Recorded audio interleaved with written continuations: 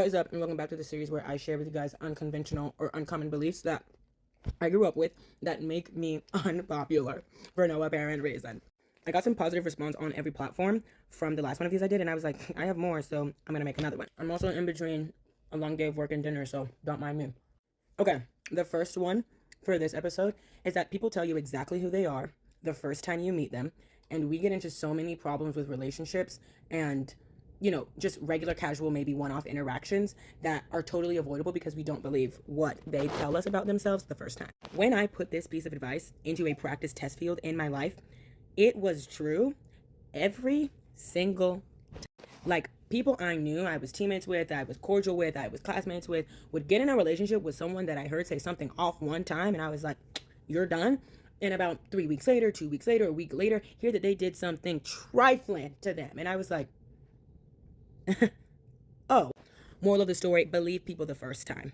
They're telling you exactly who they are. And if you don't want to listen, that is now your problem, because I just told you. So I am a PK and a grand PK.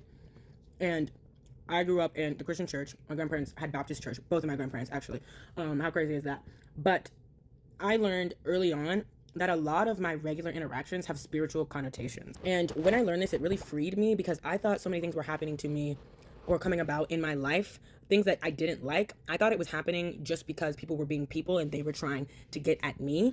And I believe that is exactly the spiritual intent behind those types of interactions, because I was naive to the fact that there is a spiritual assignment that opposes that of God that is at work within the people on this earth. And once I learned that, I really, one, started having compassion for people, and two, stopped being annoyed at what people do, because I was like, unfortunately for you, there's part of that you can't control.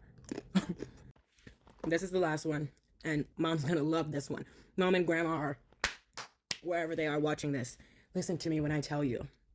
If you're a believer, if it's not spiritual, you know what I'm saying, and you're living right, and you're acting in the gifts that God has for you, and you're kind, and you're loving, walking in the fruit of the Spirit, and you are just, a beacon of light and love and things great, it's probably jealousy.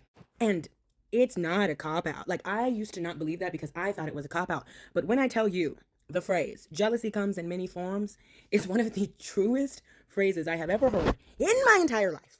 Please believe me. Please believe me. Run a test trial on it in your life. Start seeing things, listening to people, and be like, could that have been jealousy? Run it against the wise people in your life and see what they think, because you would be smacked at the amount of jealousy you've missed in interactions, because unfortunately it really permeates our society as people, not specifically in America. Anyways, this one was a little longer. I hope you guys enjoyed. Okay, bye.